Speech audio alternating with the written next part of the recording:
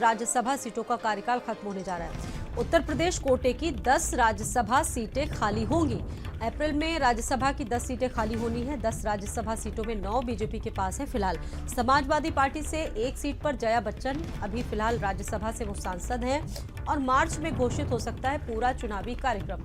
विधान परिषद की अगर बात की जाए तो विधान परिषद में 13 सीटों में 5 मई को तमाम सीटें जो विधान परिषद में हैं वो 13 सीटें 5 मई को खाली हो रही हैं। विधायक कोटे से 13 सीटें हैं विधान परिषद में और बसपा भी इस बार विधान परिषद में शून्य होगी। समाजवादी पार्टी नेता प्रतिपक्ष की प्रबल दावेदार हो सकती है। विधान परिषद में 13 सीटें 5 मई को खाली हो रही हैं और संजय चौहान मेरे साथ जुड़े हुए हैं। संजय, एक तरफ लोकसभा चुनाव जिसकी तैयारियां हो रही है, लेकिन राज्यसभा और विधान परिषद चुनाव की भी जो चौसर है वो सजाई जा चुकी है और अब इसको लेकर तमाम कवायदे की जाएंगी आगे।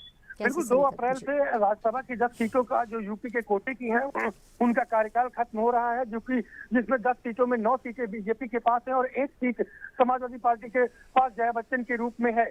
तो अब उनका 2 अप्रैल से जब कार्यकाल खत्म होगा तो एक बार उस पर भी बिसात बिछाई जाएगी और लोकसभा चुनाव के साथ साथ इन 10 सीटों पर भी फोकस होगा। वहीं विधान परिषद की 13 सीटों का भी कार्यकाल खत्म हो रहा है तो उस पर भी कहीं न कहीं बिसात बिछाई जाएगी। और चूंकि इस बार बसपा विधान परिषद में शून्य काल के दौर पर होगी, पिछली बार के विधान परिषद में चुनाव में जो है कांग्रेस शून्य के काल में पहुंची थी। समाजवादी पार्टी को फायदा होगा कि नेता प्रतिपक्ष की रेस में केवल बीजेपी और समाजवादी पार्टी रहेगी, तो ऐसे में समाजवादी पार्टी